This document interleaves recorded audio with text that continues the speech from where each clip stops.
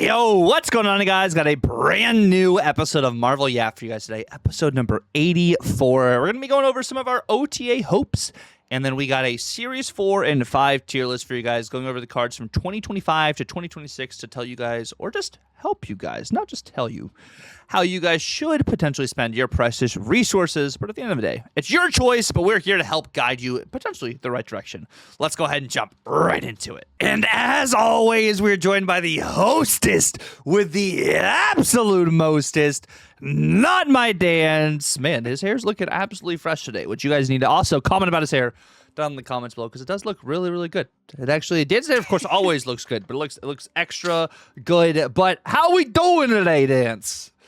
I'm doing well, my man. I'm doing well. It's been a fun time. I've been enjoying Marvel Snap. I like being able to play. I like being able to learn about it. I'm trying to do it like season by season. I'm tapping someone, trying to get some help. Last week, I asked Husky to help us out, or help me out with trying to teach stuff, and that was a good time. I feel like I learned a lot more there and make some very, I don't know, dumb decisions at times. But I had Roram teach me last month, or coach me last month. And it was fun on another level, but also like it was still like learning.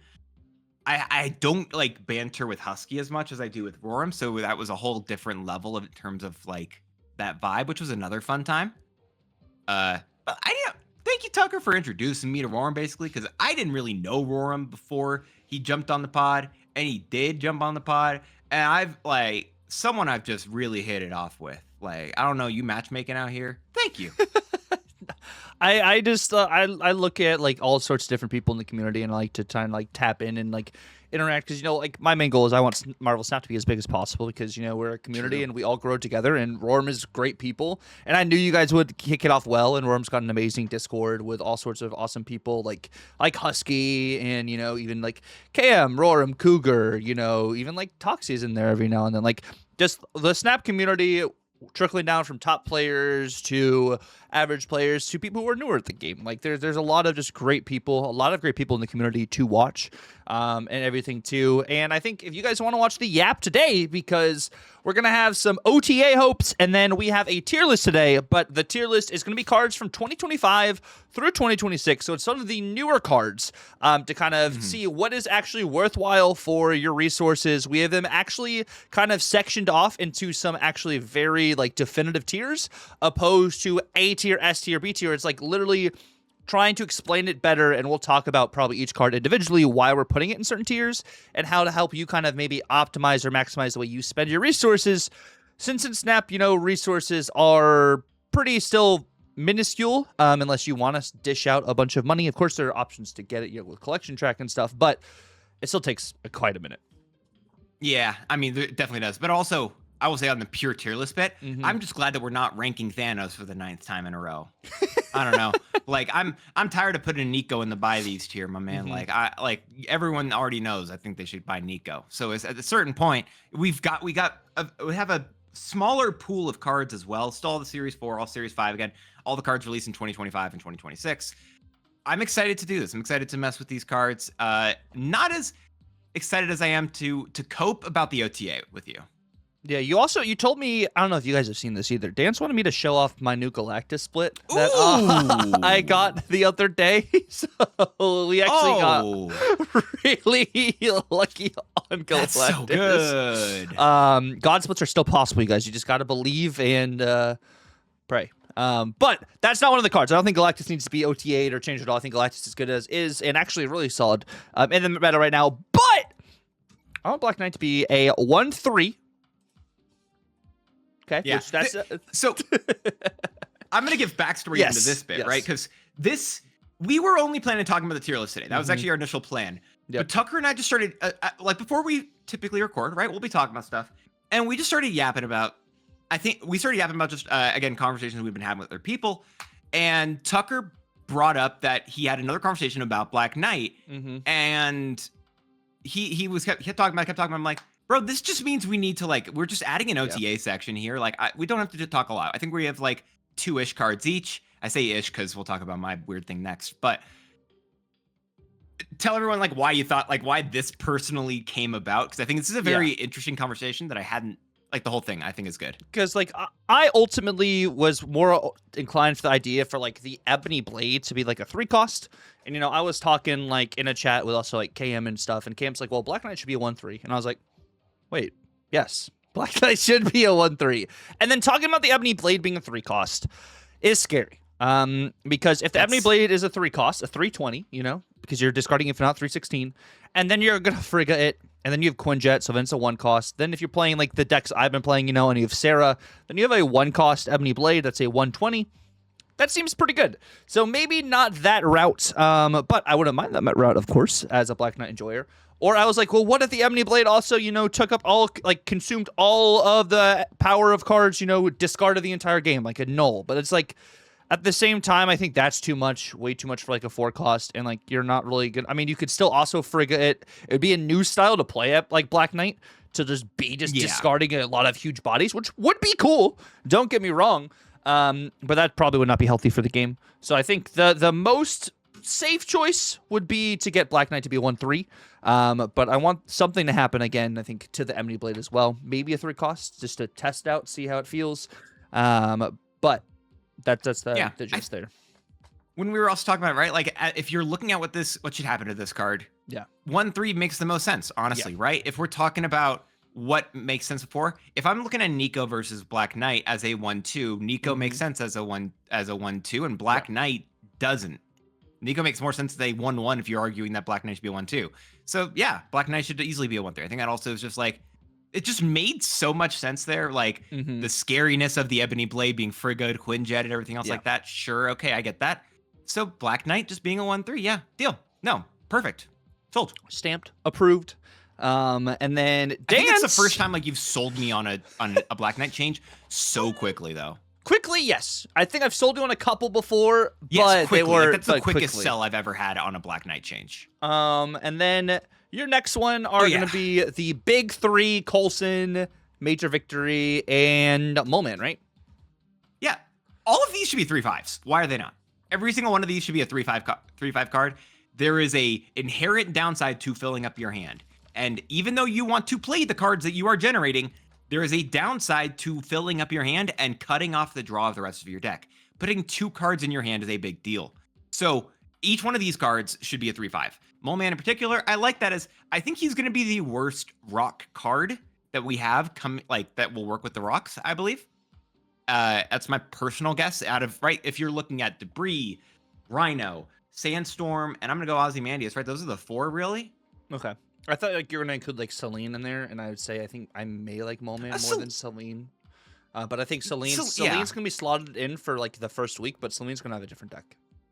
Yeah, Celine's a different deck, I think, in the end. Yeah. Which is like, yeah, sure. But like out of those 4 cards that actually like work with the rocks, I'm just like, yeah, no, this is... I think he's the worst one, and I think that's fair to make him a 3/5, done. Age of Coulson has been played forever, make him a 3/5, done. And Major Victory is a major lose. 3/5, done. Like, that's just all of them. I think I can totally get behind like the Moment and Major Victory. I think Coulson, I would agree with you, but I wouldn't be surprised if it's like no, because Coulson's more targeted, and I say more targeted. I think he's less targeted is why it would be a no, honestly. Well, I mean, the downside of like a Moment is you're banishing a card you're not going to be able to get back. The downside with a Major Victory is you get Guardians. You get 2. It's right there. I had 2 members of the and Guardian crew. Coulson, your opponents also don't know what your 5 and 6 or your 4 and 5 costs are going to be. That would be like potentially my only like I'm okay with. I think it's a good argument. 5. But yeah, that's what I could see be the counter argument. But I wouldn't mind Coulson being a 3/5. So yeah, no, I'm cool with that. So I actually did add 3 cards, Dan. Since you said you had 2, I actually had 3. I have 3 besides Black Knight. Like I have. You have 3 besides Black. All right, keep going. So I'm bringing Bishop back up to the table, but I'm changing it from like the 3/0 ongoing. I think with the change to Mysterio, Bishop should be like a 3/3, 3/4. I think initially. Yeah, 3/3 is fair. Do it. Done. 3/3. No. Not the +2. If it was +2, he'd have to be like a 3/0. But like still, I think that'd be crazy scalar. I don't think this would be the best card in the game. I stand on that hill that this wouldn't be the best card in the game. But I do think that it would be very strong. at a 3-0 I plus 2. disagree with you there, but I think You we've think already you think this would be the best card in the game at a 3-0? I'm not doing this again with you. Bro, you can't ask me to do this again with you. We have a whole tier list. I'm not doing this with you. 3-3. You've already said 3-3 plus 1, and I'm agreeing with you. Don't make me fight you here. Thinks that Bishops can be better than Cho'Lao, better than Maverick. Yes. That is crazy. I do. I'm sorry, crazy. I do. Shadow King. All right, but what's your other one? Shadow King. Wolfsbane is a 3-1 plus 3. Yeah, done. 3-0 plus 3, 3-1 plus 3. I don't care. And then Rockslide plus 4-7. 3 is done. 4-7. Ooh. Okay, I don't hate that. That's interesting. I might hate it. But I don't know. I think it needs to go to 4-6 first again. But deal. 4-6 and then 4-7 is what I want. Needs. I want Deal. 4-7 Rockslide. No. Okay. Yeah. That's fair. I'm sold. And then you have this. Yeah, I think Kraglin should be a 2-1. Oh, okay. A 2 cost. Yeah. That would be interesting. I mean, more like closer to Yondu than a 3 cost. Exactly. Mm-hmm. No, it's literally just Yondu, but have his stat swap. Literally Yondu with a stat swap because from a 1-2 to a 2-1. Okay. Yeah, exactly. No, that was my logic here. Right, Kraglin makes the most sense as a 2-1 here. It also is like I still don't know if it's good. I still don't. It's such a because of the ability itself, like without changing the ability, right? Because the ability is meant to exist in this way. I have no idea if they want to do it. I just think I don't think it's a 3 coster. I don't believe it. Okay. Well, maybe we see what happens at a 2 costs. That'd be interesting. I wish it was Destroy. If it was Destroy, I think it would be actually a good card. Yeah. But that's of course because Definitely, I'd agree I'm with a that. Phoenix Force, Revive Enjoyer. But yeah, exactly. But that's unfortunately, I'm sorry, it's not happening that one. No, it's not happening. They don't want to, buff that deck. But we're gonna. I hated the way it worked with stupid Wolverine and X-23 and Bucky Barnes and Uncle Ben. Like it didn't work right. That doesn't make sense. I'm sorry. Like that was my issue with it more so because it was never actually they weren't destroyed. Right. That's true. Yeah. So that's the only reason I'm going to say no is purely because those don't make sense, and that's part of the reason why they added the banish to this card. Well, surely there's less tech debt right now, so there will be no What do you mean? There's definitely not less tech No, debt. Are you joking? There's way more. It's crazy. We will get to the end of 2026, and that's when we will probably there won't be any until that's when they'll be better. I don't even know if that'll be my gone. game on my phone. Like you literally can't play this game on your phone. Like my game freezes when I get through a Proving Grounds game. Like I get stuck on the screen if I win or lose. Yes, I have. And like my phone, like I'll complete a Proving Grounds game, win or lose, and it gets stuck on like the loading screen, and I'm like I have to restart the app, and then like it's bad. Mobile experience. I'm so sorry if you guys only play on mobile. I know it is a rough experience. That's wild to me. No, that's insane. Sorry, that's insane to me that's actually what you're dealing with. I'm pulling up my phone right now because, what is it? Literally in the last week, I have played 4 hours of Marvel Snap on my phone. I haven't dealt with that issue or anything akin to that issue once. No way, it's only been 4 hours. No. Oh wait, no, never mind. That was on Tuesday. Oh. I played 4 hours of Marvel Snap on Tuesday. Yeah, the mobile experience. I played a lot of Marvel Snap on my phone. Okay. Anyway, I've played like according to this, I played 12 hours of Marvel Snap on my phone in the last week. I don't want to look at that screen anymore. Let's talk about the tier not all that list. time has been on the toilet. All right, but as we do, my legs are numb. That's why I sit. Goodness gracious. But the moment you guys have all been waiting for, it is time for the tier list. And this are the categories we have going on over here. We have the buy these, we have pin these. Strong tech cards would be tech cards that we would say aren't necessarily you need to buy immediately, kind of like in that buy these category, but we would say could be worth that 6K. Meta-specific tech cards could be like more niche and for like, specific metas going on. Good stats, something like a Drax Avatar of Life is just like a good statted card. Just in general, of course, maybe some people might consider those a buy these because, good stats, but we're kind of going to be a little bit more Nitpicky I'm there. excited. The buy these might have like Yeah. some of each category as well. Mhm. You also, for what's worth, then you have your niche defining, right? The cards that are going to define a specific archetype, right? Like Agamotto is probably a niche defining. Maybe he's actually more niche mid. We'll get there. And then, if you just want to be collection complete, right? CC complete.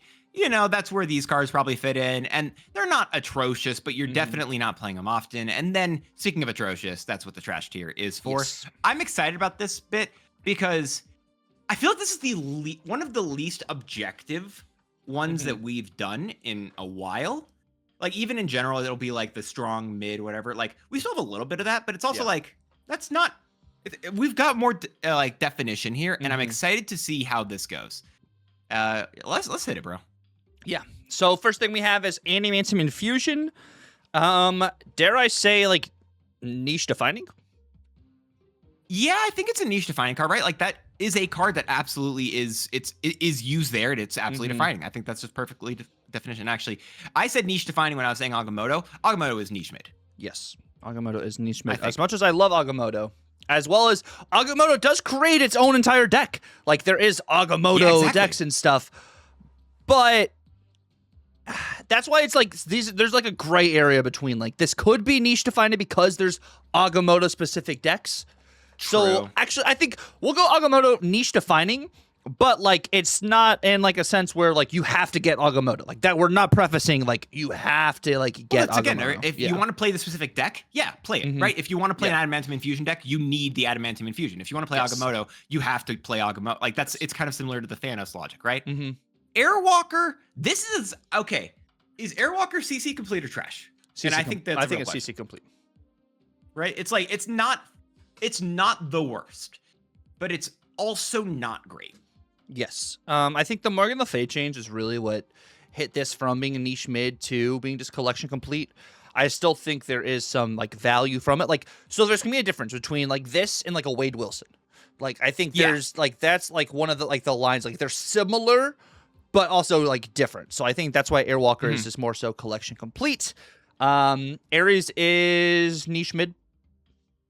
Or collection complete. Yeah, he's niche. That's interesting. I think, I'm actually going to say it's collection complete. I don't even think it's a mid thing where it's like, you don't even need Ares for some of the, right? Like Scar, not Scar, but Surtur decks aren't even being played as much anymore. And Surtur in particular isn't that crazy of a thing either. And you don't need Ares for that. So I think that's probably a better place for it. Astral Projection. I have been playing so much Astral Projection lately, and I have been playing more this last week than I have in the past. This is trash. The deck that you've been playing, I've also been playing, and it's very, very fun, and it works really, really well in that deck. But it's, well, actually, I think Astral Projection is collection complete. I don't think Do it's you want to throw it in trash. collection complete? I think it's collection complete. Also for the Dawkin deck. I know the deck we're talking about too, but also for the Dawkin Firehair deck, I think it's collection complete. I don't think this card is necessarily utter garbage because you can use this to target. Did you put out a video on the Astral Projection deck? That video is coming out today, or not today. It came out because of the time of recording this. It comes out today. At the time of this video being up, it has already come out when we record. Anyway, so go check out Tucker's latest video, or not latest video. I don't know, one of his more recent videos. I don't know when it happened. But check out his video where he does play Astral Projection. He cut Morph from the deck, which I think is absolutely atrocious of him. But beyond that fact, it's an absolute blast. By the way, did you know if you Astral Projection Morph, it works, and you actually keep the card on the board? It's awesome. Astral Projection Zola what's more also awesome? works too. You can Zola. Yes, it's so great. And Astral Projection with, was it Jubilee? Okay, fine, whatever. Not as awesome as youtube.com/@Tucker, where you're probably watching this on, or you might be watching this on one of the many platforms that this is now on. If you're not watching it on one of those platforms, then you're already here. So go ahead and subscribe. If you're already here, make sure you like, you comment. Go over to his other platforms, which are all in the description below, actually. You've got his YouTube, obviously you're here, Twitch, TikTok, Twitter, everywhere, right? He's an awesome guy. He deserves the love. He deserves the support. Give him everything. The man deserves it. Thank you. Aurora's cool.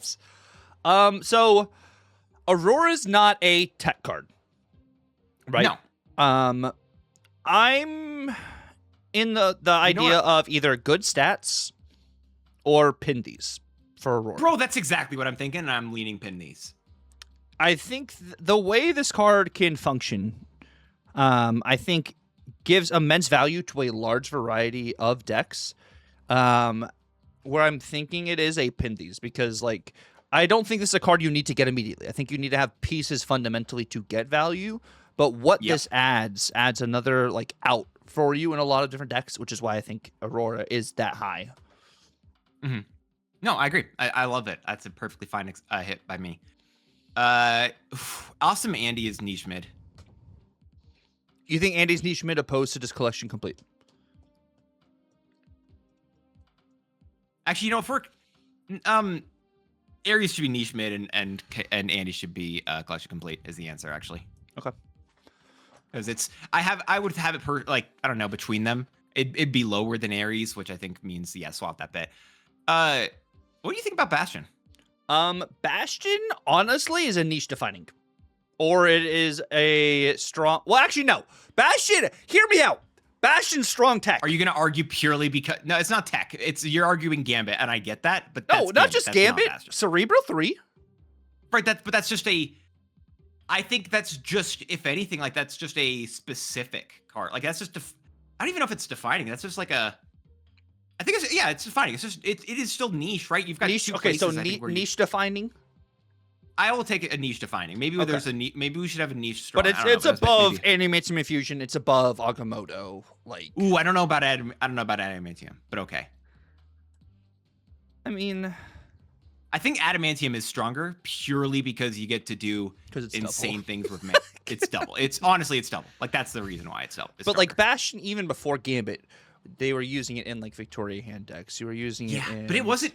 Actually, I think Bastion before Gambit came out, I would have said it was a bad card. Really? Even with Cerebro 3? Yeah. 100%, yeah. I think Cerebro 3 was its only home, and it wasn't even being used really in many Victoria hand decks. Only because of Gambit did I think it come back. I mean, what it did also for Cerebro 3 was really good. Yeah. Again, I'm arguing beyond Cerebro 3. But yeah, okay. What's the next one? Because I can't see the names anymore. We got Batroc. Ooh, that's just good stats. Honestly, is it good stats for what we're talking about here? That's a 110. I think it's good. Like, there's a world where I'm telling you, this is funny. It could be like pin these or good stats for a Series 4 card. And there's also the argument too. There's also the argument too that it's a niche defining card.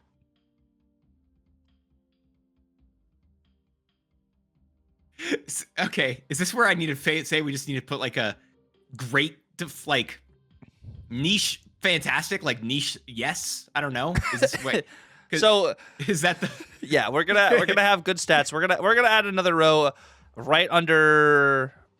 No. We got to put it right under the meta tech cards because I think you got to go in that order. All right, hold up, be right back. Okay, we've added the row. Strong defining for Batroc. With this logic, put Adamantium Infusion and Bastion both in there. Okay. Okay, and I think that is actually practical. That's better. That's yes. better. Okay, cool. Okay, Bullseye. Niche defining. I honestly think it's niche defining. Yes. There's a world where I would have said strong, but it's better than Agamotto. Okay. Caliban. I'm gonna say good stats. 3/4 with the -7 and easy to hit, Yeah, easy it's apply. 311-ish. This card still isn't great. No, this isn't called great stats. It's just good stats. And I think there's a world where it still gets buffed, but it is just, and this is probably, I'm going to say, this is the worst of the good stats cards, probably. But it is just stats. Okay. I think it's a fair thing to say. I mean, like, the thing is, like, I mean, if people are running Luke Cage, but, like, not a lot of people are necessarily running Luke Cage. So, like, once you're playing this in, like, you're able to hit this and be able to get the value. Luke Cage gets fixed by the time, with the OTA this week anyway, so it's fine. Everyone knows that. With all the affliction coming in April, May, 100%. Yeah, exactly. Right. Cannonball's just strong tech cards. Strong tech. You wouldn't have as a pin these or buy these? He's strong for now. We could talk about pin or buy later. I think that might even be a whole thing where like we look at that like are these specific cards in these tiers that we should be pinning or whatever, like beyond Aurora, right? Because Aurora's just awesome. Captain Carter, is she? I feel she's good stats as well. Like this is one of the better above Caliban. 100%. Yeah. I think good stats. Chambers, a pin these.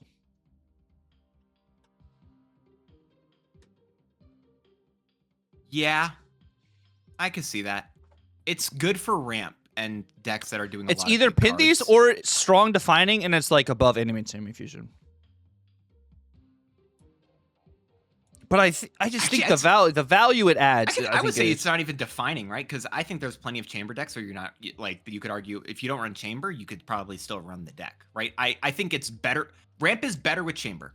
However, ramp existed before chamber, so I don't know if it's like defined the way in the same way that chamber Batroc elevated Yeah, those decks more. No, I agree. I think that pin these is honestly the best place for it Yeah. because I can't play a mass move deck without Batroc. I can't play a fast special adamantium infusion deck without adamantium infusion. I can't play Gambit or Cerebro 3, whatever, without Bastion. So it's like, I think pin these honestly is a good place for it, and it's maybe even lower in that group. I don't know. We'll get there. Yeah, I think just for now it's there.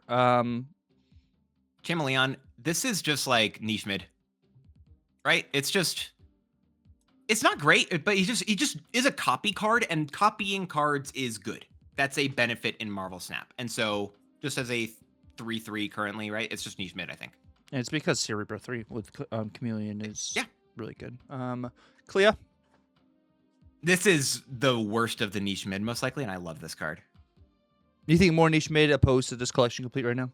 I refuse to acknowledge collection complete for her. She's great.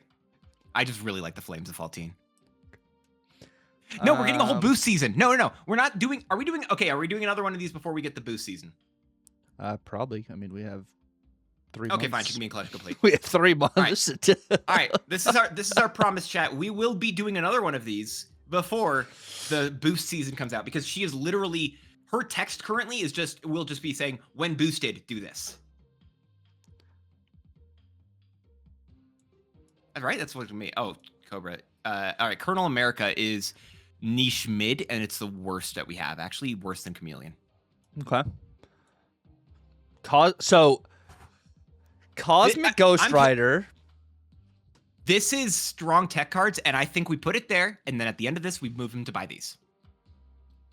Like we need to make it. This is the strongest tech card, and then but like you buy it, right? When we talked, already said like we move the best of some of these tiers into the buy these and pin these. So we're waiting to do buy these at like the end. I feel like that's a good idea, right? We just say like this is unless it's like a chamber or a war situation where it's like this is kind of everything. Does that make sense, right? Okay, well let's put it into pin these for now then. Okay, just put it by these. Whatever, screw it. Never mind. We're just putting it by these. All right. I'm just making everything difficult. This is a tech card. Yes. And it's the worst one. Is it a meta-specific tech card? Actually, never mind. No, Cobra is a tech card. Put it next to Cobra.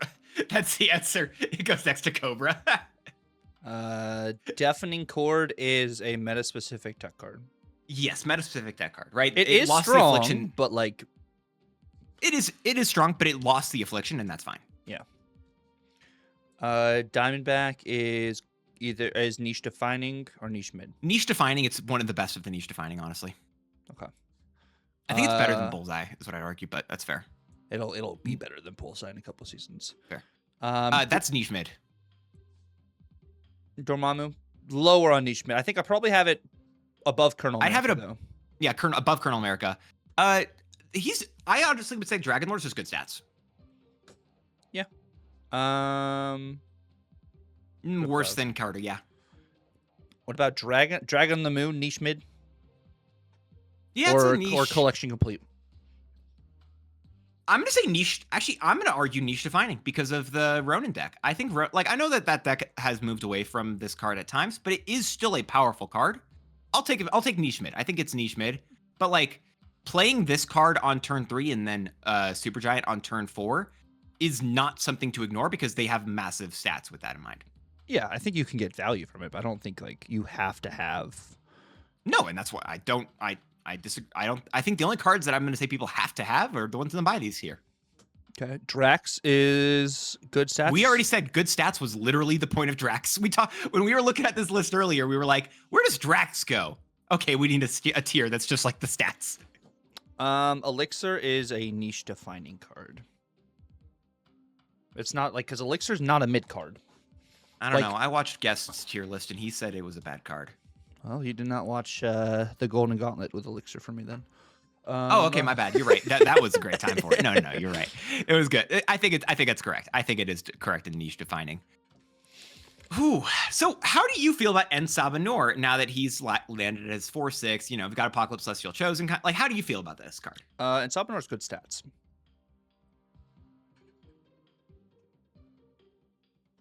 Put it where you think it goes. I'm not saying no. I just need to see it. Worse than Caliban.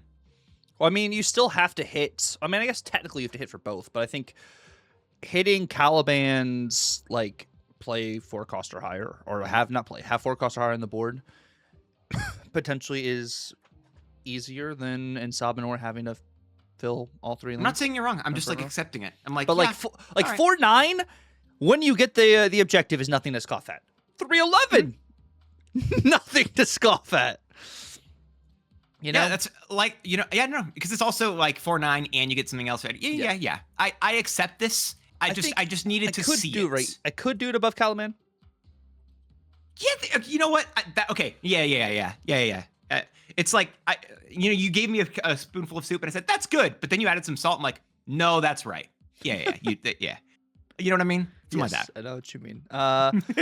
Esme is top of trash or collection complete?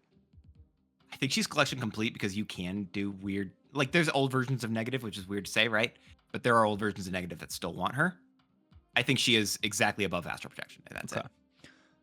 Isan... I love the fact that you and I both are like, I have been loving astral projection, but we're like, yeah, no, this card's trash. Love the card. I think Isan is niche mid. Yes, it's above Dormammu. No, it's not better than Dormammu. Dormammu, I think, is better, and I'm arguing the LTMs for Dormammu there. Above Dragon the Moon. Yeah, I'm down. Okay, I'm gonna go for a dumb take here. Ezekiel Sims is fantastic in Team Clash, and I feel like that is giving me a higher opinion than I should have of him, and I am saying that. He's the top of trash right now. Fallen One. I'm upset with you. And you're not wrong. I'm just upset with you. Fallen One is a. I love this tier list. No, this is my favorite of our tier list so far. Where it's like I can't argue with these two. Like maybe this is bad. Maybe we should do this again. I can't argue with these as much. I don't know if I like it. It's niche defining. It's above honestly everything else we have in that tier. Okay. Which yes, Star-Lord exists, but like Star-Lord's going to be in a different status than a Fallen One. What Fallen One does, we understand that. Yeah. Yes, you're right that Star-Lord exists. It doesn't mean that the Fallen One didn't get her deleted from the game. Still good. Actually, I think I hit him for the Fallen One. Fanfei is trash. I think it's better than Astral Projection.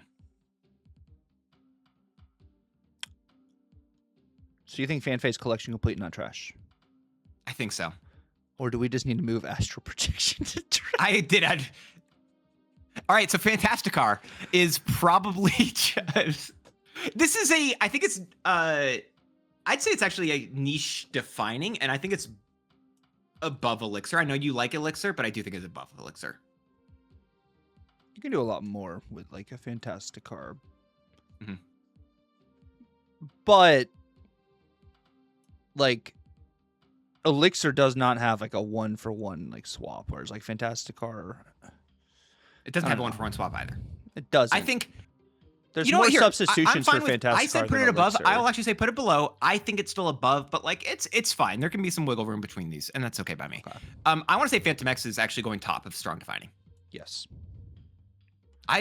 Dude, it's crazy how much of a change. What was it? Good, because I talked about being coached, right? Worm coached me on the Phantom X deck, and that legitimately just changed my mind on the deck entirely. And I was just like, oh man, there's like a lot of stuff to do here.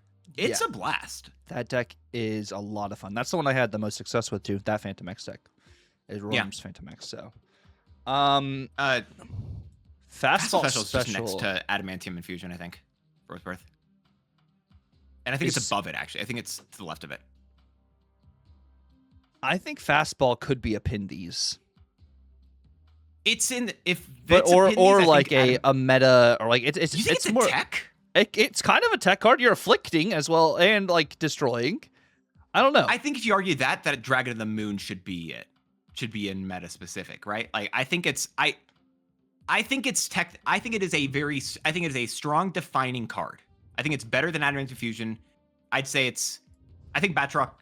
Yeah. Actually, you know what? Yeah, that's correct. I'm about to No, do it below Phantom. Yes, agreed. No. That's correct. They're right below. Again, I'm trying to say these things because people do just listen, right? Yes. So I'm trying to specify it's in strong defining below Phantom X, second of the list currently. We'll see how it happens. But Fin Fang Foom. Ooh. I still think Fin Fang Foom is a buy these. I won't complain. I'm a fan of the card. Fin Fang Foom's a buy these. Fire Hair is a strong defining card. Yeah, it is. No, it's. Ooh, I think Fastball's. It's below Batroc. That's where it would be, because it's a. Those are 4 different decks, right? If I'm looking at the first 4 strong defining, it's Phantom X, Fastball Special, Batroc, and Fire Hair. Adamantium Fusion is kind of similar to Fastball Special, but it's not you quite. Use this with Fire Hair potentially. You can, but you can also use Fastball Special with Phantom X. You can use it with Adamantium Fusion. You can use Bastion with with some of the other stuff here too. Like there's a lot of ways to use all these cards. So I think it's like, even though they are defining, it is there. Speaking of being there, we have Fire Lord, who is there. Even with all this destroy stuff we're talking about, you think he's niche? No, he's CC complete, bro. He is not a. I mean, Monsters Reborn uses him well, but that's one deck. Yeah, I think that's the best way to describe it. And I think Frankie Ray Nova is. I'm gonna say this might be the worst in the niche mid. I think Frankie Ray Nova is niche mid. Yeah, it's only being played like. I'm seeing people do stuff with the Namora deck and such. I don't know. You're seeing Frankie Ray Nova get played? Yeah, played it. Had it happen last. Was it like we've already said when we record this, right? Last night with against Husky, like we were talking about. I was like, oh wow, they're playing Frankie Ray stuff. Cool. I was talking about that. Although to be fair, the SP was broken entirely. Did you see that stuff? SP just didn't work. I think if it worked for me this morning, by the way. And I don't think my CL changed or my SP changed at all. If it did, then I just didn't climb at all with Husky, which is hilarious to me. I think she's just collection complete. That's fair. She's I'll trash, take that. though. Okay. I was overvaluing her, and I expect that. Is Galactus a pin these, or is this a strong defining best? Or not? No, I think it's good stats. Just best. This is best of good stats, right? If you're talking about a 6-drop, you can replace Galactus First Steps, and that's the biggest thing I want to point out here. Okay. Galactus First Steps is not needed in near any of his decks. The only time you maybe want him is with Aurora or some end of turn specific deck. That's the only time where he is irreplaceable potentially, and even then, I could argue Red Hulk. He's still incredibly good in the Wiccan decks too. I agree, but I just think he's good stats. Okay. It's similar to like Iron Patriot versus and Valentina, right? They're just I'm not gonna pretend like they are good cards, but they aren't irreplaceable. They just do what they do. This is a strong tech card current, and this maybe even this meta specific. Actually, can I argue meta specific with Gambit Horseman of Death? I think there's an argument for it too, because like if you're facing a ramp meta, you're not going to get the value necessarily you would. Yeah. No, and I don't like it because I like playing a lot of small stuff, which is fair. But it also Shu Lao is less of a problem because Gambit Horseman of Death, and that's a real thing to consider. And it's a meta specific card, and I think with that in mind, meta specific tech, and this might be one of the better definitions of it. Yeah. There's a world too we do rearranging and we consider it a strong tech card, but I don't think this is like immediately buy these or like immediately necessarily pin these. I heard something about Gambit Horseman of Death, and I wanted to point it out. One of the things that I think it's Hearthstone potentially has, where it's like there's, or maybe it's Magic the Gathering, I don't know, but there's like colors, right? There's red, blue, green, whatever. Like there's tiers of cards that can only work with those sets of cards, right? That's Magic. And so, is it Magic? Okay, Magic. And so you can only use cards that are like red in a red deck or whatever. And Gambit requires you is the first tech card to say you can't just fully splash this in whatever deck. You have to be creating enough cards, or at least enough big cards, to do it. And you could just put Valentina in the deck, but that's not a free inclusion every single time. You have to still, you want to use the cards for other things. So Gambit is like the first way that they've made a tech card, and they've put more stats into this to be like, okay, we're going to put more stats in this, but you are limited in this tech. And I didn't think about that until very recently, and I thought that's a freaking cool part about Gambit. And I never hit that before. You don't think Victoria Hand is the first card like that? That's a fair question, but she's not tech. She puts stats out, right? I think that's a fair thing, but like, she's not tech. I think is the she's not. argument Maybe she's not the first tech card to do it, but she may be one of the first cards to do that. Like which part? Like the part of you can't just throw this in any deck. Like you have to also have generators in order to get like Victoria Hand value. I think there've been quite a few cards like that. I don't know if she's the first, but yeah, she's another example of that. Yeah. I mean, I guess like destroy cards are also like that too. Well, you honestly, can't just Black Knight or Ebony Blade, right? Like that's another example of it where you can't, like, I don't know. It's like it's quests, objectives before we had a quest and objectives. It's stuff like that. Gambit just is the first one that really put it more thoroughly into like perspective. Potentially. Yes, I think he was the one that was most obvious. Yes, and that's besides really Spider-Man cool. Noir. Yeah, but and Phantom X honestly is another one that we talk about right there. First Ghost Rider is either trash or collection complete. I like this card. I want it above Firelord. You can play Khonshu decks. All right. You put it below Firelord. That was rude. Okay, fine. Goliath. Niche defining? Or strong defining? Yeah, it's top of niche defining. Okay. It's like, because ongoing, right? You just put it there. Gorgon is meta-specific tech. Okay. It's bottom of what we currently have there. Headpool is niche mid. Top of niche mid, yeah, I think. Hellion is niche mid, top of niche mid actually instead of Headpool. I think it's niche. No, it's better. It's better than mid, right? Because enough move decks can still use it.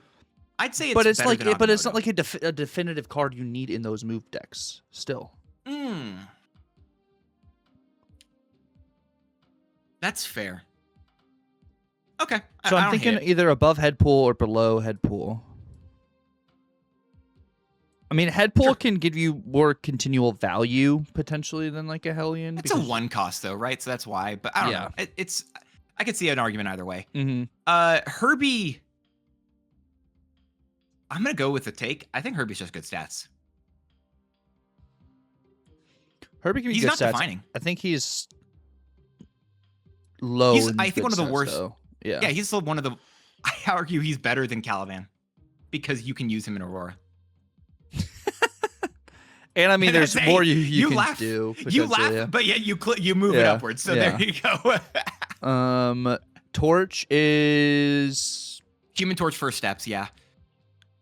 Sorry, I'm trying to be audio. Collection complete or trash for Human Torch first steps. He's almost a card I talked about, but giving him another point of power in terms of like an OTA hope. I don't know if that's worthwhile. Anyway, yeah, he's not. I don't know. Is he top of trash? Oh, that's so rude. You're not wrong. Or is he better you're than so Esme? rude. No, leave him there. No, leave him there. You're right. You're rude. Hunger you're right. is a either strong defining or a. Yep. No, that's correct. Strong defining, I think. And then good stats. No, it's defining it. No, it like the zombies deck wasn't real until Hunger came out, I think. Is it better than Firehair? Yes. I'm gonna argue yes because Joaquin. It's wild. Dude, Joaquin I mean, they is are like used. Firehair and Hunger also are pretty much used like in very similar decks. You can use it. You can use them in the same deck, right? I do love the fact that like we have. I feel like when we first started talking, you and I had a lot more similar tastes in decks. We've really departed, I think, in a lot of the type of decks that we play. Yep.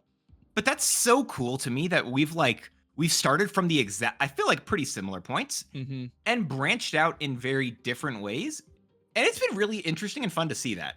I don't know. Which is like something that's really cool because like, if you guys did not know, Not My Dance also does create YouTube content and streams on Twitch. And like you said, post deck guides that are different than my type of deck guides. So if you guys want some more maybe diverse content as well some just really just great in-depth analysis on the OTAs, the patches, data mines, and deck guides himself, definitely check out notmydance's YouTube channel, which will be down in the description below, as well as his Twitch, where he does stream Marvel Snap and is actually pushing for a partner right now. So he needs all the support he can get because the man's absolutely goated and deserves to be a Twitch partner as well. If you guys want to catch out his deck guides live, he does them there, as well as some live reactions to data mines. He breaks down, like I'm saying, very thoroughly. Also has some pretty solid top players on stream with him to help him, coach him through stuff and just to kind of yap about things. So definitely check out Dance's Twitter, also down in the description below, which will be letting you guys know when his deck guides are live, as well as just some interactive posts he does post on Twitter, as well as his YouTube and Twitch, which are all going to be down in the description below, as well as Hydra Stomper being in a strong defining, card. It's below Hunger, but it's also like next to Batroc. Does that make sense? Like Batroc and it are serving similar roles. However, I think if I'm arguing between Batroc and yeah, deal. No deal. 100%. I like that. Hydra Stomper here. And you know what? Am I wrong about Hunger because of Gambit? Well, I mean, right now Hunger just gets absolutely just mollywopped. I'm running armor in my zombie deck. Yeah, you have to. Yeah, you have to keep the zombies, like, let them be undead, not re-dead. Yes. Infinity Ultron. I was trying to argue that a Hunger is too high, is what I was trying to say. Oh, too high? Yeah, because of Gambit. Okay. What about Infinity Ultron? Niche mid? Ooh. It's just like a good card, honestly. I don't even think it's niche mid. It's like people are just putting it in decks, right? People are using it in Phantom X. For what? It's just stats. I don't even know if it's good stats. It's just like, yeah, people are just putting it in there. It's just nothing is doing quite what it does, but it's also like people are just using it. So I don't even know. I honestly don't know where I want to say with this card because it kind of like, I don't think it's niche mid. You could maybe argue it's not defining, it's not strong, and I don't think it's a stat card either. But people are just like using it. If it's anything, I maybe would even argue it's like bottom of pinning these maybe. Which sounds weird, but it's like, if people just use the card. Are you okay? Coffee's kicking in. You want me to take another sip?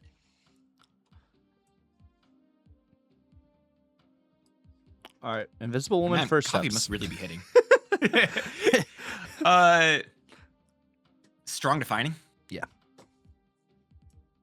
It's above the others. It's above I don't know if it's above Phantom X, but it's above a lot of the others. Okay. Iron Patriot. Pin these. Yeah, just a good card, right? But I'm gonna argue it's. I think it's pin these, but I'm gonna argue it's similar to good stats because again, I've already talked about that with Gambit, with Galactus versus like Red Hulk, and then Iron Patriot versus Valentina, right? It's just like it just generates cards, and there are a lot of cards that do that in Marvel Snap. And I think it's a good card. I'm not arguing against that, but I'm just saying for people who don't have Iron Patriot and you don't have the resources to get it, there will be other cards that do similar things to it. I don't know. Does that make sense what I'm trying to say here? Maybe it doesn't. Yeah, but not really. Because there's not a lot of cards that do exactly what Iron Patriot. There's cards that generate cards, yes, but like not cards that also discount the generated card by 3 if you in the lane. True, Valentina's arguably close, but Valentina's only 6 costs, like. Do you want 4 and 5 cost cards with Iron Patriot? That's like not even changing his opinion, like where he's being placed in this tier list. Just actual question: do you like Iron Patriot? Do you prefer for him to generate 4, 5, or 6 cost cards?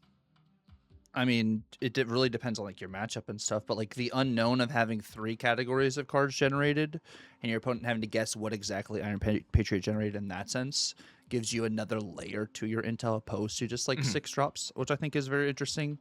It's a great question. Like it's a really great question. Yeah, I'm not even trying to change his opinion. I think it's fine leaving there, but it's just like I just was talking about that. I'm like, I actually don't know the answer to this question I'm posing here. It really depends also like what style deck you're playing and stuff too. Like sometimes it's like, well, I hope Iron Patriot generates me this, and like I'm facing an Annihilus deck. Iron Patriot generates an Annihilus. I'm like, I snap because I just win the game now. Like that's fair. It's very situational. No, that's totally fair. Yeah. Whereas like there's potentially like you could say there's potentially worse hits with like an Iron Patriot because it's 4, 5, and 6 costs. Whereas like Valentina, it's like, well, I don't want these handful of 6 costs, so my odds. She can generate Agatha. Yeah. So like it's like it's a very interesting question. Yeah. But I think now people are using Valentina more, which I love Valentina personally. Like that's one of the cards I've really Because she's a enjoyed. guaranteed hit in particular. Yeah. That's what I'm arguing, right? Yeah. Because of Gambit, right? Because Yeah. she guaranteed will finish it, whereas Iron Patriot has it's not like, I don't know if it's 66. I don't know how, if it like takes all those cards and puts them in one pool, or if it chooses 4, 5, and 6, and then once it chooses that, then it takes from that. I don't know. But like, so yeah. Sorry, we can go back. I don't know what the next card is. It was just an interesting question, thought process. Anyway, Iska the Unbeaten. Best of Strong Defining. I guess because you're not putting it in generic decks.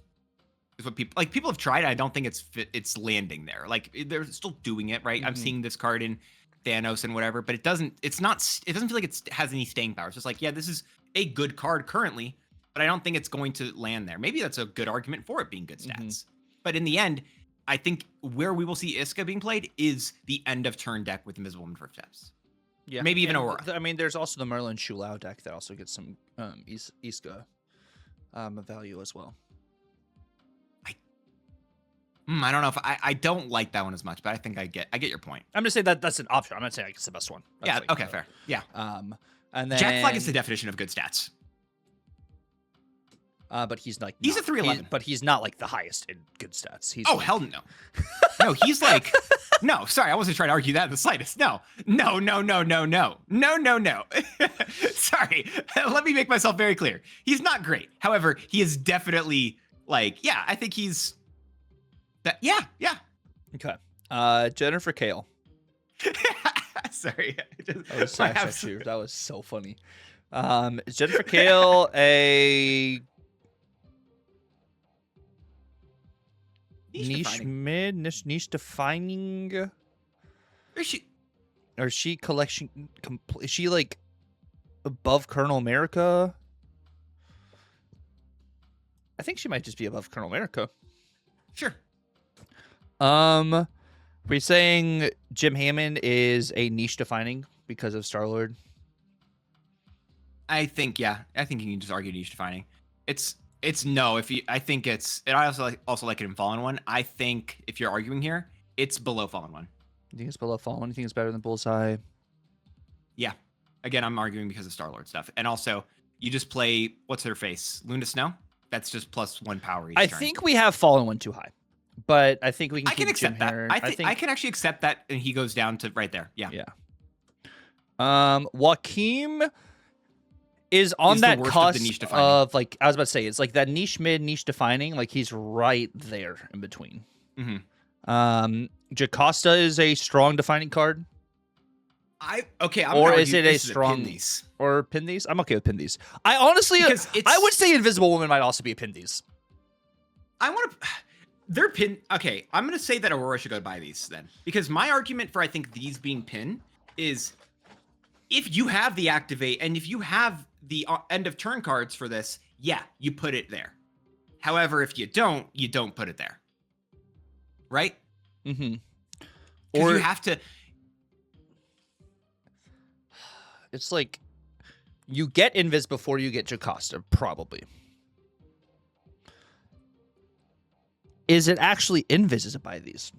Invis 3-5, I would have said immediately buy these. Invis 3-3, I'm like, it's on that cusp of. I still think Aurora should be in buy these, actually. You think Aurora? Maybe below Invis? No. Honestly, I think it's above. I like Aurora. Aurora is just a whole deck. And that is okay, because you like Aurora or because you think Aurora should be above Invis? Honestly, both. If I'm looking at Untapped as well, like they are both in a lot of decks. However, Aurora has more places, and end of turn as a deck doesn't. If I look at decks that have just Aurora and decks that have just Invisible Woman, the decks that have just Aurora, I think are better. And then I think I also believe there are stats that back it up. And that's untapped stats, grains of salt, yada yada. Yes. Okay, but Aurora's not better than Fin Fang Foom or like Cosmic Ghost Rider. No, and my personal take still on Fin Fang Foom is the fact that he is like, yes, he has a permanent home and ramp. However, he's only, I think, in the buy these tier because Star-Lord Master of the Sun is as good as he is. I mean, Star-Lord, ramp, Airsham, there's a bunch of different, But Airshim isn't a real deck. I don't Yeah. acknowledge that as a real deck. Kahori is still collection complete. Honestly, no. I think this is the worst card in Marvel Snap, potentially. Oh, you think Kahori's just trash? Oh, I think it's trash. No, like, especially with the most recent change where they, like, made it so the boost or whatever, right? Like, it's... Like that, you still can hit like 7 cards, but since it doesn't count each individual proc for these, okay, that's fair. Khonshu is niche defining. Yeah, he's niche defining. No, he's worse. He's worse. I love the card. He's worse than he's next to Agamotto is where I think Khonshu is. I love Khonshu so much. So like, are you? But I don't. What Khonshu decks are you thinking about? Okay, no, you're right. I need to think about just classic discard. He's no, you're right. He can be up there. No, I was thinking of the classic like full on Khonshu piles. However, regular discard is a real thing that I should be considering here. Which is like I think it's. I'm gonna say Goliath better. I think Goliath's still better because it's more. I'm not gonna say it's more stats, but it is easier to proc, and I think can get bigger numbers. And it also the enabling with Moonstone is fantastic. Like I think there's just enough reasons to use Goliath. I think it's good. Hydra Man. I have been playing Hydra Man a lot recently as well. I don't think this card's good either. No, I think this might be the top of trash. It's a 5/9, but like you're running Mobius, so your opponent doesn't get the 1-cost card. You know, no, I'm running Cable, so I steal their 1-cost card. You're just playing. Okay. I'm playing what do you mean? I said it's an awesome deck. It's fun. Juggernaut's good stats. Bottom of good stats though. Yeah, but he's like a 2/8, right? That's a 2/8 with a legit thing that you have to do for it, right? I think that objectives are really it's fun that we're putting all these objective cards that we basically have and just like, yeah, these are like I think they've landed really well and they're really boring. And that's fine for now. Like honestly, that's what they did with the initial batch of objectives. They're just boring and they're fine. And I think that's perfectly acceptable if we look at what we want for objective cards in general, Marvel Snap. Like, yeah, it's fine. Make them boring at first. Let them just kind of sit and just be stats. And then give us the weird activate cards that are like, I don't know, Kid Omega a year or two in the line, right? Like, do the weird stuff later, but just give us the stuff that's fine and just whatever for now. And I think that's good. Okay. Kid Omega is a strong defining card. Ooh, I was actually going to niche defining. I think it's closer to Elixir. No, it's way better than Elixir. I think it's like below Bastion. I'll trust your judgment there. I'm not certain about that one, but I'll trust it. Never mind. We have a worse card than Kahori. I forgot about Kraglin. Kraglin goes into trash. Laufey is a niche mid or... Yeah, he's niche mid. He's next to Dragon of the Moon, but worse. I think he's worse than Dragon of the Moon, honestly. You're not even the like affliction decks are running Laufey. Like Laufey doesn't really have a home, and I've seen people run Dragon of the Moon, I think, more than Laufey, which is insane to me. Tell me I'm wrong. Put it where you want to, but that's my personal logic here. What about Infinity Ultron? Lindley Iron Fist. Infinity Ultron's actually insane. Anyway,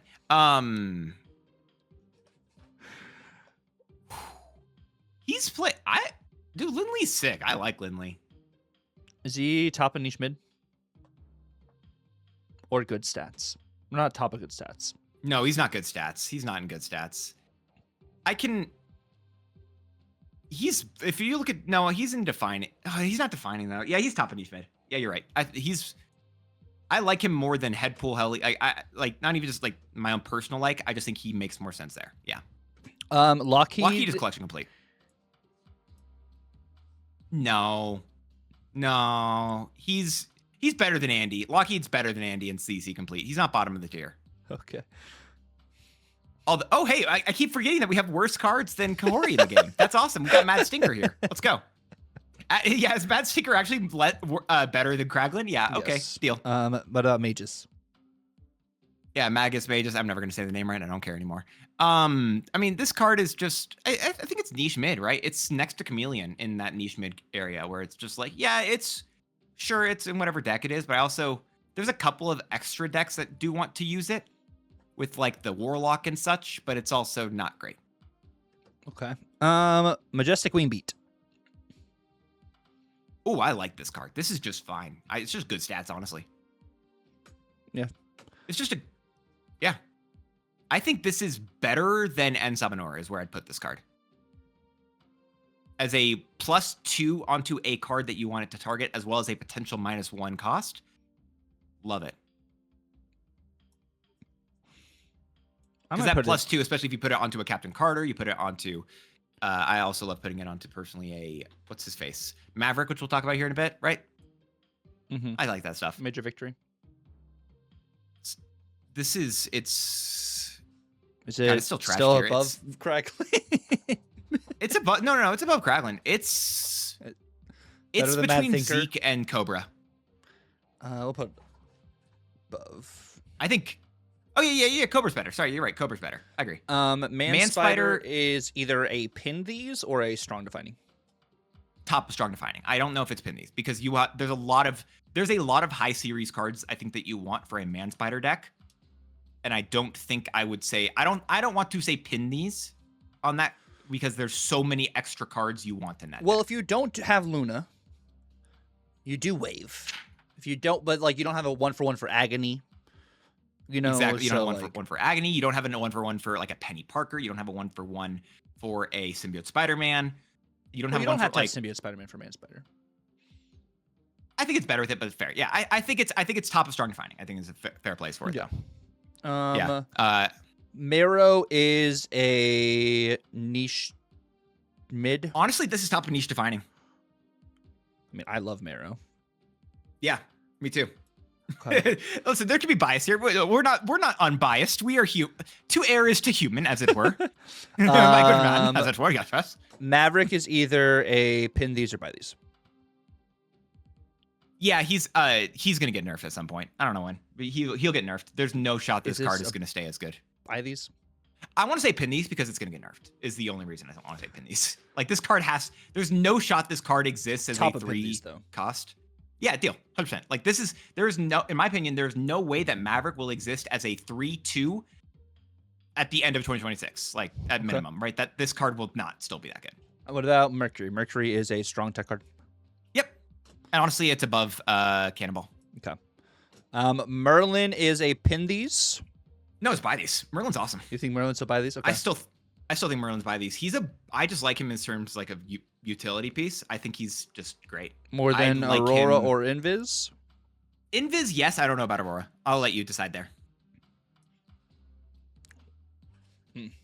I would probably say above Aurora. I'd agree, but I also don't. I'm Yeah. whatever. I'm like kind of uncertain here. Mora is more. It's either like top of niche mid or in niche defining. I think you put it. It's not top of niche mid. It's next to Headpool. I think they both are very. I similar. put it above Headpool though. Deal. Mole Man. I'm gonna cope and say he's gonna be good with rocks. So I want him bottom complete of CC complete. opposed to Absolute bottom of CC complete is my logic here. what about is Moondragon a strong defining? Yeah, I think that's correct here. I think it's above Hydra Stomper is where I think it should be in strong defining. It's either where we're at now. It's one of these two.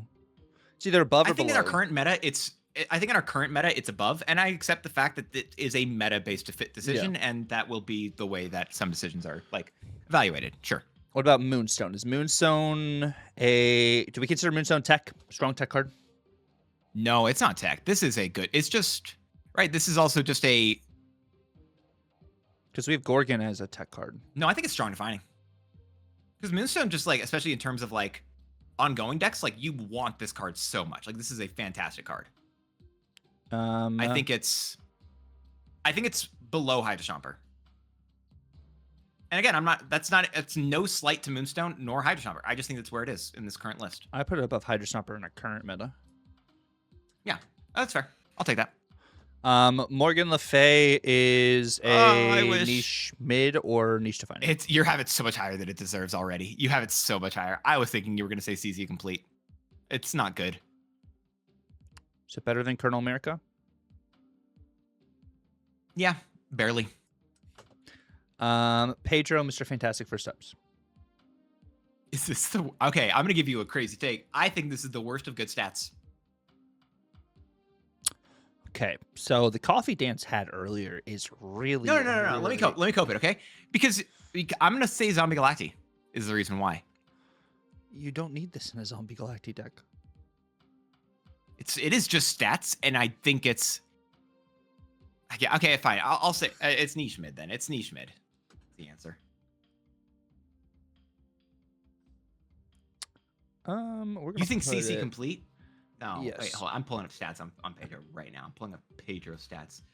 This second, you rude individual. Mr. Fantastic First Steps in what is it? I'm going post infinite stuff here. What is it? Is currently I don't know what B tier means, but whatever that means, has a 51% win rate, a 1.5% popularity rate, average cube rate, being played in Zombie Galacti decks, being played in the N Saba Nor decks, being played in even move decks, being played in what is it? Agent Venom decks. Like, I don't know. I think this card's fine. I think it's extremely niche, and I think it's fine. Nicholas Scratch. Where do you have Nicholas Scratch? Man won't let me cope in 2026. What's the point?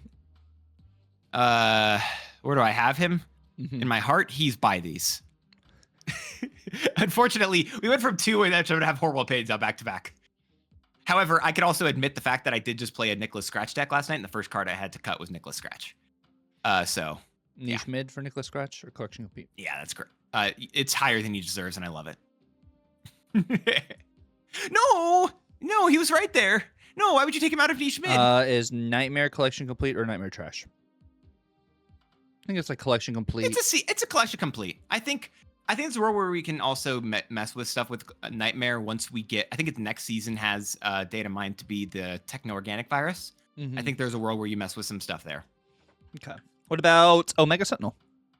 I think it's a tech card. So a meta-specific tech card? It's better than Gorgon, but yes. Okay. Is it really I don't know if it's tech. Maybe. Actually, it's a good stats in similar way to Caliban. I think it's weird because Herbie's a 2-cost activate, Omega Sentinel's a 4-cost activate. Right, but like they're different. I mean, we have a 4-cost end of turn of Iska next to a. But this Moon is Dragon who's also a 2. very mid. Yeah. All right, where do you put it? I don't know. I got questions. I feel like I could put it in a lot of places here. Niche mid. Oh my.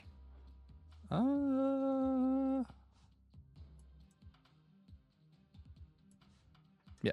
I don't know if I agree, but okay. Well, I mean, like, yes, it can hit things, but like you're really just trying to set up Jocasta to Omega Sentinel. Like you're wanting to proc this twice opposed to just once.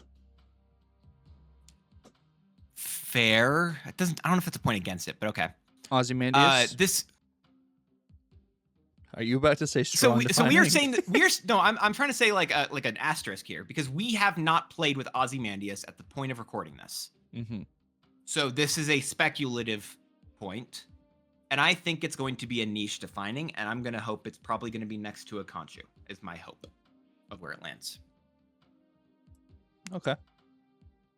Right, as a 5/9, your rocks get +3. I think that's a fair hope. I don't know if it's Yeah. correct. Yeah, I think it's fair. It could be Okay. above Conchu. Could be below Conchu. It can, but listen, this one's already speculative. All right, we don't need us. It's fine. Prodigy. This is Prodigy is going to be no. I say it's buy these. Prodigy is a buy these because copying's fantastic in Marvel Snap, and it's too easy. okay. Above Invis. Yeah, deal. Right, like above Aurora? Invisible Woman, and Yeah. I'll start questioning, but I don't hate it. Merlin. Similar. I'm still at that question. I don't hate it. Prowler. I love this card again inside of a very specific like Nicholas Scratch kind of deck, but I also don't. I'm not gonna pretend like I think it's a great card either. I think it has similar points to Hellion. Niche mid. Below Hellion. Yeah, and I'm not even argue that at least some of these cards in the niche mid, they're. I maybe want to even argue that niche defining should be niche fine instead, because I think that the top 5 cards in niche mid should be in the niche defining tier, because the rest of the cards in the niche mid tier are not, I think, good cards. So niche fine. Right. And I think it's a fair instead distinction. of strong defining, we'll do niche defining. Yeah, I mean that's also I think what the defining is. Yeah. Right. Like I think that's a fair exception here, right? I think Hellion's also in the niche fine for what it's worth. Okay. Does that make sense there, right? Because I feel like all these cards, there no issues with any of these cards, right? They're all good cards in this fine tier. They're just fine. Yeah. But they also are very niche in what they want to do. Okay. Whereas we get to like Ares Chameleon, I'm like, Speculative Ramatut. Yeah, Speculative Ramatut. Niche fine. It's not. Is it going to be or good stats? I think it's going to be niche mid. I think it's niche mid still because it's random of this whole effect. I honestly think it'll be higher in this niche mid. Like, I think it'll be above Isan is where I'm guessing personally. Maybe even above Dormammu. Well, it could be busted. I don't know. But it's like, yeah, it is random, right? It's a bunch of random effects, and we haven't played this card, so it's like so many variables, so much unknown. Red Hulk, good stats. Yeah, it's just good stats. This is literally just a good stats card, and it's probably I like that next to Majestic Wing Beat up there in the good stats. Redshift is niche mid. Yeah, it's definitely a niche mid card, right? It's even more like specific than just a typical discard. It's above Dragon of the Moon, I think. Yeah, I mean you're using just Agatha discard, and like it really works for you. Yeah, again, but, it's but it's exactly. It's like super niche, and that's what we're talking about here. Red Wing is niche mid. It's one of I love Red Wing. It's a really mid card. It's niche entirely. I think it's above Colonel America. Above Colonel, below Morgan, or above? I don't know. I'm more gonna question either side. I'll let you be the judge. I think it's probably lower than Morgan. No, it's about Morgan. It's about Morgan. Sam Wilson is either buy these or pin these. He's just an enabler for a lot of stuff. Honestly, I think he's buy these. Like legit. Like, he's just fine. Yeah, he's just so good still. Can we put an Invisible in first steps at the top of pin these, I think? Yeah. I think that's a fair thing to differentiate there. Do we put Sam Wilson above Aurora? They go together, but I think we put it above Aurora. No, you're right. I was just sorry. I had to think it through. Yeah. Sandstorm. It's below Ozymandias. And niche right? fine. Like we have Sandstorm in the game, but we won't be able to give a full answer on this card, I think, until we really mess with it with Ozymandias. Okay. Selene, Horseman of Famine. Yeah. Do you want to actually pause? I guess we could pause it. Like I don't have a bunch of stuff for Selene. I know we're talking about this tier list longer, so we're not doing a full section on Selene. But Selene is the brand new card releasing today. She's going to be a 4/4 with the objective ability. Have 3 cards with no ability. Have 3 of your cards with no abilities or in play, I think. Mm-hmm. And then once that happens, she steals 5 power from an enemy card here. Right. So that is, in the end, it's going to get to like potentially a 4/14. You could argue a 4/9, but 4/14, however you want to argue that bit, sure. It's only 1 hit on a card, which is again a similar thing to what we're talking about with Caliban, but I think it's still worse than Caliban, and it's also niche. I think the card's gonna be interesting. We'll see how it lands, but I think you and I both had it as our worst card for this month. I don't remember. I'm not gonna check that. We typically look at that at the end of the month. I don't know how you feel about the card. How you feel about it even going into this month? I've got maybe an idea of where I want to say it, but I don't know. I want this card to be a 4/5. That's what I want this card to be. Because it'd be a 4/10. Because then it goes to 4/10, and then the deck I want to play it in is Sauron. So it would be an immediate I love a plug-in Sauron for that. excuse. I wonder if we're gonna get any Sauron pieces until that until we get the techno-organic virus, because that's, I feel like, when we're gonna get those pieces. Right. So I mean, I think this card right now is gonna be, it could be niche mid, it could be collection complete. The thing is we're playing Selene right now this week. After this week, I think this is like the 13th to 15th card in a deck. So I don't necessarily know if this is going to be a card that's going to have a home like forever, like that kind of Honestly, situation. I think it's next to Colonel America for now, and, Okay. and maybe it's better, but I think next to Colonel America is probably a fair way to describe it for the time being. Because Colonel America is kind of the same situation, you know, like Colonel America Yeah. can pop off for you, but it's like, do you have to run Colonel America and discard? Is it something you're really wanting to run? It can get you good, like some good games, and like Selene will get you some good games, but maybe you want to have a different piece, you know, instead. Yeah. So there's that. I think it's Shang-Chi Master is Rings- niche fine. I'd argue it's niche fine. I think the card is just okay, and it's like they've probably landed in an okay spot with it. I think it's most likely going to be okay here. I think. Is it better than Hellion? Yeah, that's fine right there. Okay. Show Lao is buy these right now. I'm gonna say pin these straight up because I feel like it has to get hit at some point. It's similar to the argument that I'm gonna say with Maverick. So like if Maverick and Show Lao are not getting hit like in the next OTA, like this month or next month, these cards are buy these. We're just assuming that there's like an asterisk next to them where I'm like, this is gonna, I feel like there's gonna be a hit here. And once that happens, that they change drastically. And they're like an obvious called shot. Yeah. Yeah. Silver Surfer First Steps. Is this the best of the niche mid? I think honestly, Ramatut will be best of niche mid, but we can do Surfer below Ramatut. Yeah, I don't mind that at all. Sure. Sparky. Sparky is niche fine. Actually, it's in the niche. I think it's in niche mid. I'm not seeing Sparky as much. Sparky's not typically the move decks that we're seeing are those mass move ones, right? We're not seeing as much of the actual like dagger and such. So I think I'd argue it's actually probably below. Yeah, I think below Infinity Ultron in niche mid. Spider-Man Noir. This is, I think, top of CC complete. I'm here for Collection complete, right? Yeah. Spider-Punk is niche mid or niche fine? I think it's a good card. Honestly, I think or it's is like, it good it's stats? I think it's niche defining. Like it's one of those like move cards, right? Where it's like this is one of those cards you're putting in a mass move deck, but it's also like a good card in that mass move deck, I think. Do you put it above Bastion? I think you put it above Hunger. Above Hunger? Yeah. Purely because I'm going to argue again. I'm going to go with the Gambit argument here, which is a prevalent card in our current meta, because he leaves a trace on the board, and it's part of the reasons why I think he's so good. Gotcha. Starbrand is niche fine. He's next to Ares. You think he's fine? Actually, again, Tech Organic Virus thing is going to change that card, but I think it's next to Ares currently. So Chameleon, I think, is potentially above those two. Sure. Which is wild for us to say that about. It's a copy effect. No, Yeah. I talked about it then. It's just a copy effect. That's it. Stardust is meta-specific tech. It's above. Right now, I think it's above Deafening Chord. Yeah. Starhawk is collection complete. Is it even collection complete? Or is it is it top of trash? I don't even know if it's top of trash. I think Hydra Man's better than Starhawk. Dance, I think we also I could Mole Man down.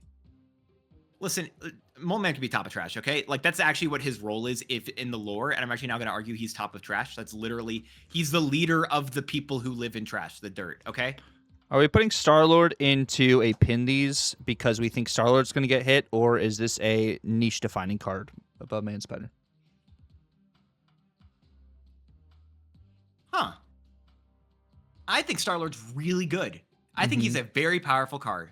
I think it's a really insane card in the meta. If you want to play a deck with Star-Lord, you need Star-Lord. Mm-hmm. I think you have never been more right than saying Star-Lord is a niche defining.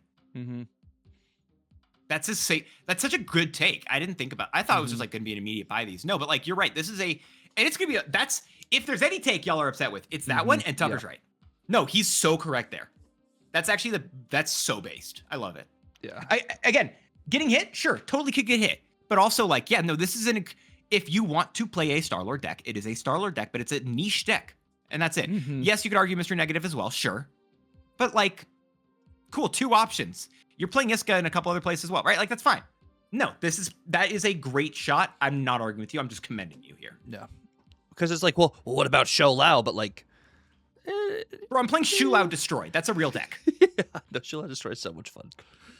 Like, It's a real deck where you just cut null and you put in Shulao. That's not no, that's different. Stop it. yeah, and it's not like, yeah, you're Yeah. seeing No. more Star Lord. That's what it is. People are seeing No, more you're Star Lord. straight. They're more just aware of it. Yeah. Strange Supreme is niche mid. Yeah, it's niche, but I was playing a little bit of it yesterday. It's fine. I think it's I think it's honestly, I'd argue it's probably above Sparky currently. I'm here with it above Sparky currently. Yeah, it's fine. Super Super Adaptoid is a better It's the worst of the specific. tech. So also, I want us to note here, we have like in the list you guys see tech up this high. That doesn't necessarily mean we want you guys to invest in these tech cards. This is just and the that's way why we're these. freaky them. It's not A, B, C, D, right? Yeah. It's about understanding what each of these tiers are, and if you want a piece of tech against a certain bit of meta, go for those cards in that specific meta. But that doesn't mean that it's always like that's always the answer. No, you're right. Yeah. Superior Spider-Man is niche fine. Yeah, it's niche fine, and it's above it's above Diamondback or Bullseye. Yeah. Surge. Good stats. Honestly, this is like actually I would say top of good stats. Honestly, if we look at it, I understand it doesn't have as many stats as Galactus, but it's just stats, right? This just puts points on your deck. I'm cool with that. Terrax is niche fine. Niche fine. 100%. And it is probably above Agamotto.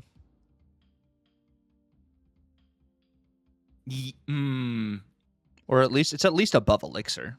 No, I'm also questioning why Fallen One Agamotto. I feel like it's above Fallen One is my answer, I think. Okay. Do we have Fallen One too high? I'm kind of questioning it, but also like I think there's just a gap between Terrax and Fallen One that's like an indeterminate gap, and I think so that's it's just niche kind of how it fine, exists. niche meh, and then niche mid. Yeah, I'm not dealing with all that. It's just niche fine. They can both be niche fine. I don't care. Thaddeus is He's next to Magus. yeah. Just like I think he's extremely mid, but I don't think he needs to change. gotcha. Ancient One. This is his collection complete card, right? It's like you've got the ongoing ability, sure, and that can help. It's not great, but it's Better being than played Nightmare? at times. Yeah, I just think it's better than Airwalker currently, honestly. Okay. Thing for steps is either Tech. It's like strong tech is above Cannonball. No, because it's also like not. I'm gonna argue that purely because it's less techy at times and it's more random. Okay. Whereas you get to target with Cannonball. I see what you're saying. Topaz trash. I think it's CC complete. I think there are people who play Topaz. Move decks exist. Is Topaz It's gonna better be- than Moleman?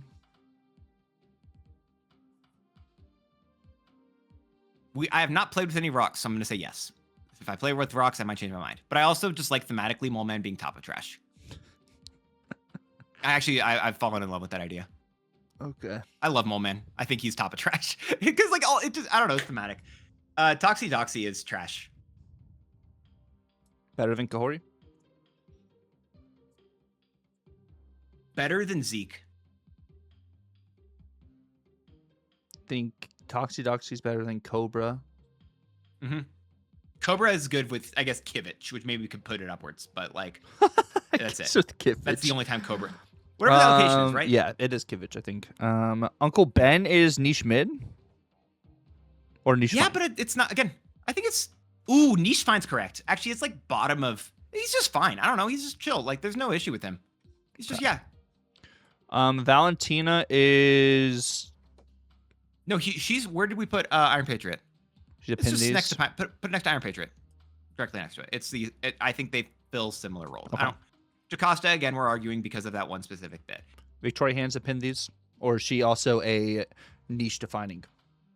Niche defining, and she's above Man Spider. Okay, but below Star-Lord. Mhm. Yeah, above Iska. She does define it. Yeah. Maybe there's an argument we should be putting more things in pin these, but I think that's okay. I think I'm okay with that because Viv is either niche mid or collection complete. I don't think Viv's trash. she's not trash. I think she's CC complete, and I think she's above Fire Lord is what I'll give her. She's fourth place, I think, in this tier currently. Okay. Warlock is niche fine.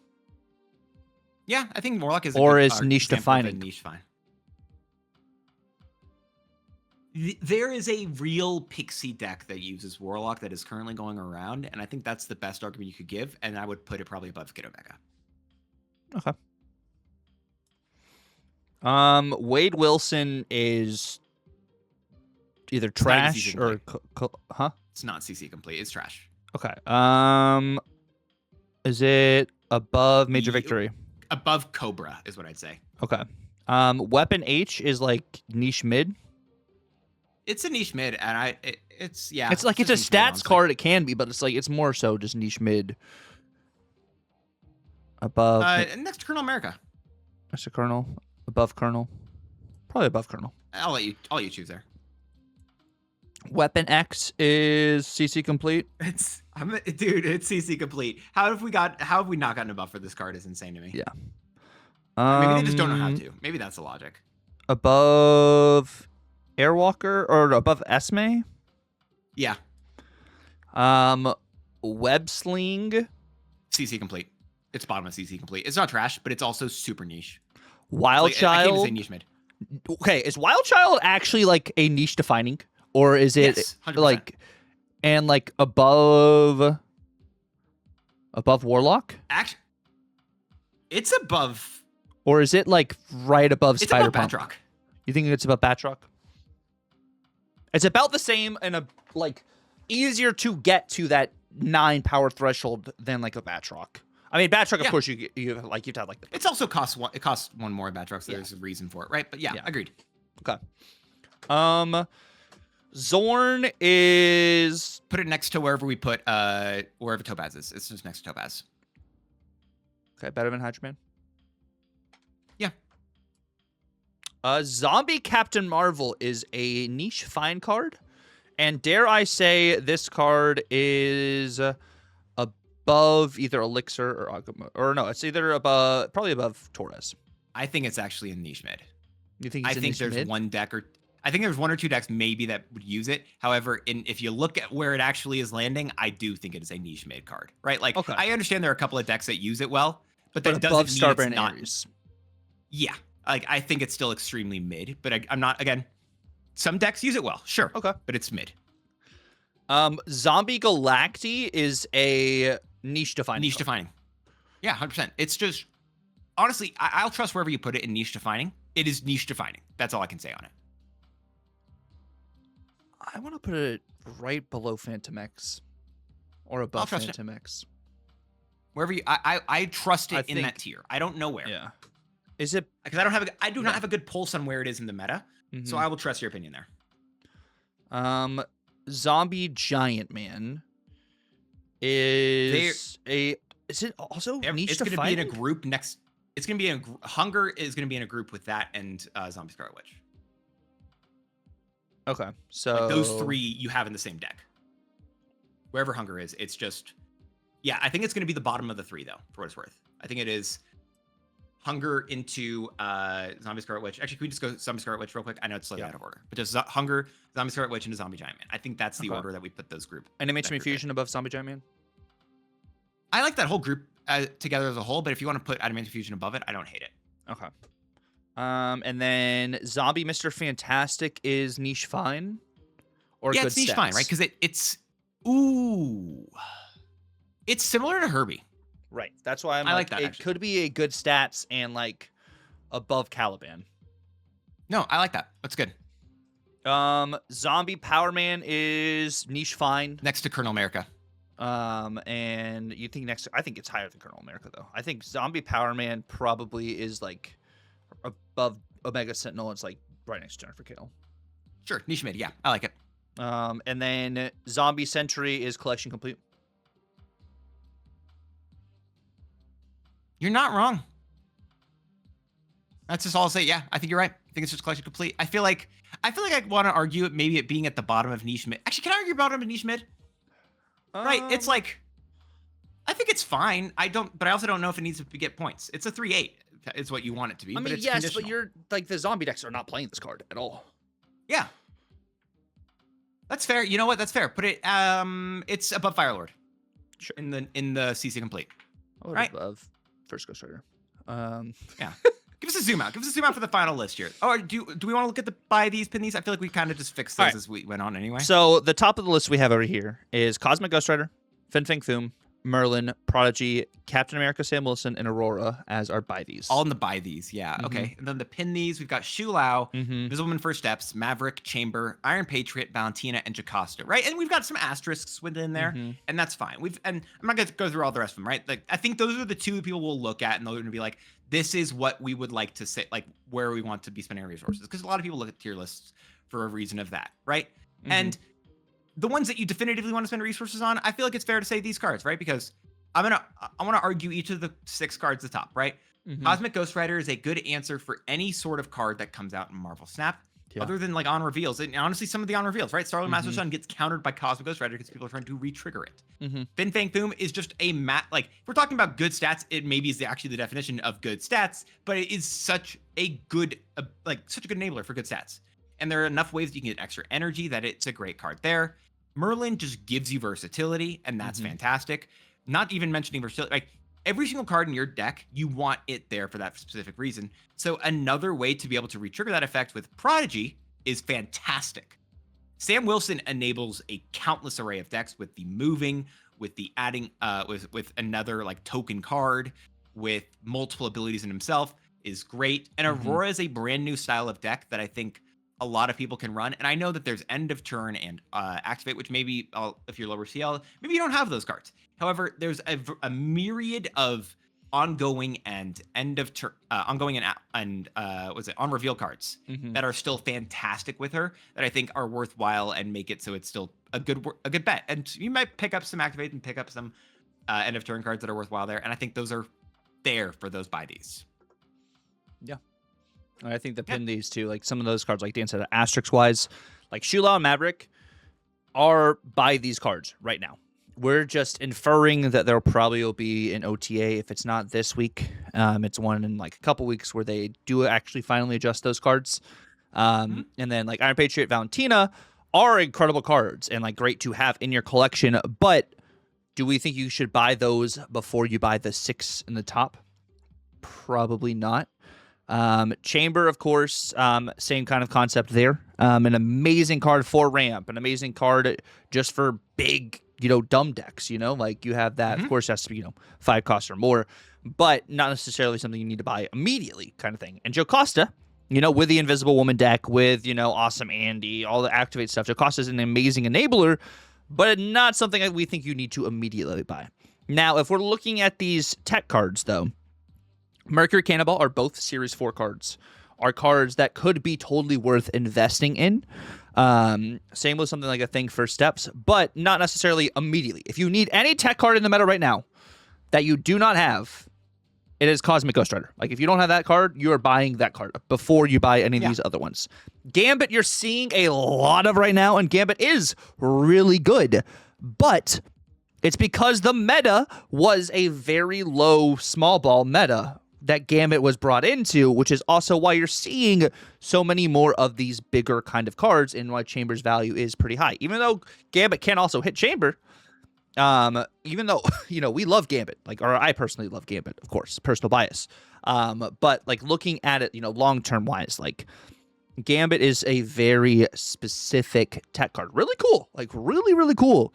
So if you enjoy those style of decks, which for any of these techs, by the way, if you enjoy those style of decks, say, screw whatever we just said about the way we're ranking cards and get the cards you want to get. Because, guys, that's real. For real. We're playing a video game. We're talking about a video game. What are you supposed to do when you play video games? Have fun. What is going to bring you guys the most joy when you play the game is playing, the decks you want to play. So get the cards you want to enjoy. Don't just spend your resources to spend your resources, which by all means, if that's what you want to do, you also have the privilege to do that yourself. But if you are going to take any advice, spend your resources on cards you're going to play that aren't just going to sit in your collection level or in your collection track or whatever, thing. Yeah. And also keep in mind that Snap does balance every 2 weeks. So one of your favorite cards may be really good this week doesn't guarantee that it's going to be very good forever. So just kind of keep that in mind as well. So with that in mind, the word we're going to use is joy, I think, at the end of this, right? Like, do play the things, get the cards that bring you joy. So if you made it to the end of this episode, use the word joy in your comment down below. Let us know you made it to the end there.